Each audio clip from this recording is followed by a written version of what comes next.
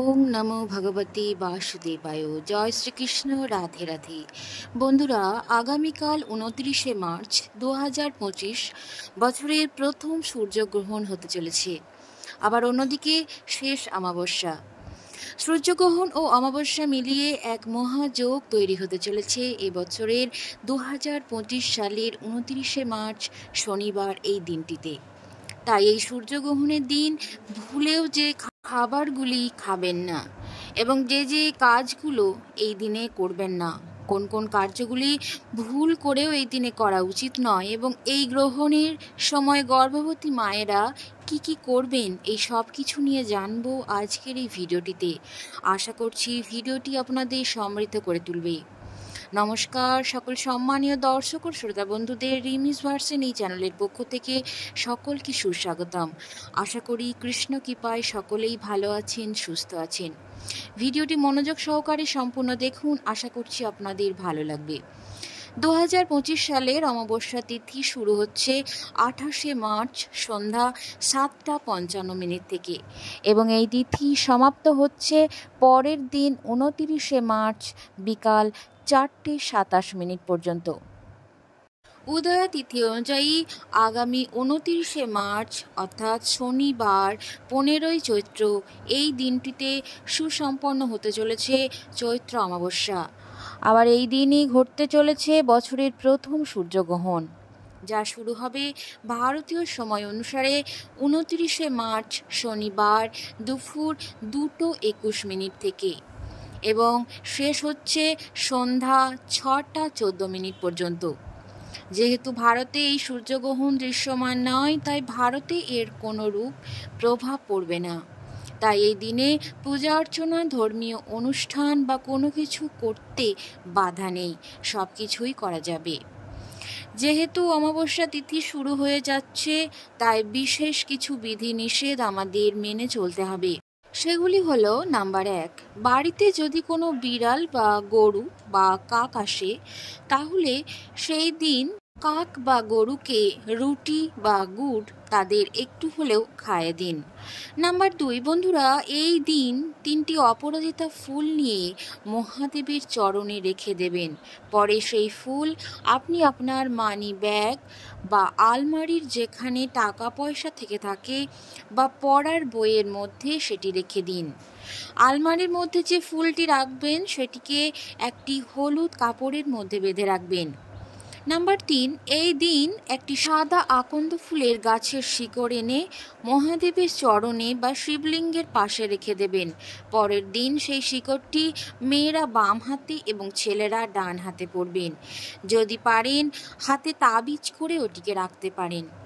Number 4, এই দিনে গ্রহণের পর সদর দরজা এবং তুলসী তলায় একটি প্রদীপ জ্বালাবেন। যদি গ্রহণের আভায় বাড়িতে নেগেটিভ এনার্জি থেকে থাকে, তাহলে তা দূর হবে। অতি অবশ্যই এই প্রদীপটি উত্তর এবং পূর্ব মুখ করে রাখবেন।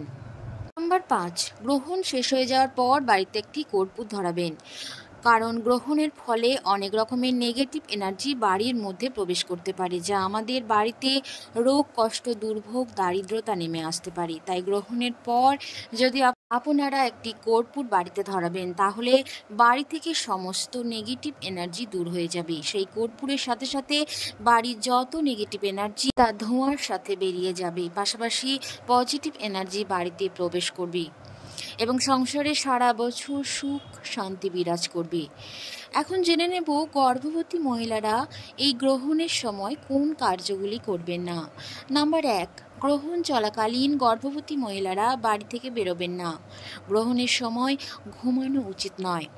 গ্রহণ চলাকালীন কোনো রকম খাবার মুখে তুলবেন না, এমনকি জল পানও করা উচিত নয়। যদি খেতেই হয় তাহলে জলের মধ্যে একটু তুলসী পাতা দিয়ে রাখবেন আগে থেকেই, তাহলে সেই জল আপনারা গ্রহণ করতে পারেন। গ্রহণ চলাকালীন সূচ, সুতো বা কোনো রকম জামা কাপড় সেলাই করবেন না। কোনো ধারালো জিনিস ব্যবহার করবেন না। এছাড়াও কোনো রকম ধারালো জিনিস দিয়ে সবজি কাটবেন না। পাশাপাশি মাছ, মাংস কাটা এ সমস্ত কাজ থেকেও বিরত থাকবেন। এই সমস্ত কাজ করলে বাচ্চার উপর প্রভাব পড়ে, তাই এই সময় এই সমস্ত কাজ থেকে বিরত থাকাই ভালো।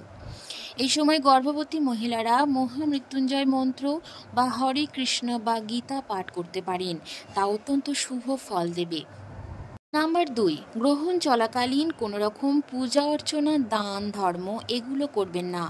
নাম্বার 3, গ্রহণ চলাকালীন চুল, দাড়ি, গোঁফ বা নখ কাটা এই সমস্ত কাজ থেকে বিরত থাকবেন। এছাড়াও কোনো রকম গাছে হাত দেবেন না, গাছ ভুল করেও কাটবেন না।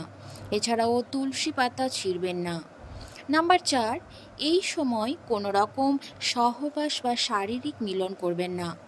নাম্বার 5, গ্রহণের দিন কোনো রকমের আমিষ জাতীয় খাবার বা অ্যালকোহল জাতীয় খাবার যেমন মদ্যপান এগুলো থেকে বিরত থাকবেন।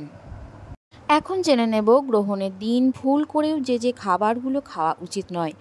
নাম্বার 1, গ্রহণের দিন কোনো রকম দুধ জাতীয় খাবার বা দই খাবেন না, কারণ গ্রহণের প্রভাব দইয়ের উপর পড়ে, ফলে সংসারে অর্থকষ্ট দেখা যায় এবং শরীরে নানা রোগের সঞ্চার ঘটে।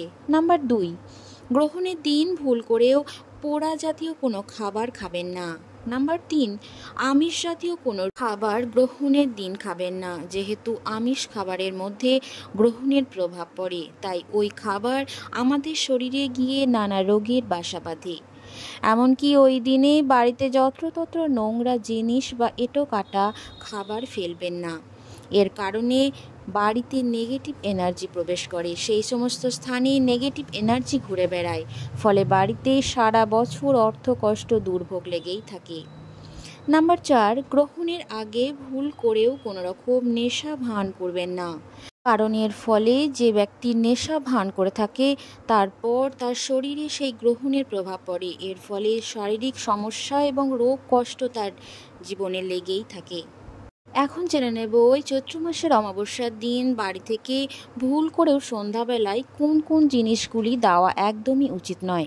এই বছর যেহেতু চৈত্র অমাবস্যা এবং সূর্যগ্রহণ একই দিনে রয়েছে, আবার তার সাথে রয়েছে শনিবার, তাই এই দিনে ভুল করেও বাড়ি থেকে এই সমস্ত জিনিসগুলি কাউকে দেবেন না। নাম্বার 1, গহনা। মহিলারা যে গহনা গলায় পরে বা পায়ের তোড়া পরে সে সমস্ত জিনিস বাইরের কাউকে দেওয়া উচিত নয়, এর ফলে মা লক্ষ্মী রুষ্ট হন। নাম্বার 2, দুধ, দই, চাল, আটা, লবণ বা যে কোনো সাদা কোনো জিনিস দেওয়া একদমই উচিত নয়, ফলে মা লক্ষ্মী খুবই রুষ্ট হন এবং বাড়ি থেকে চলে যান।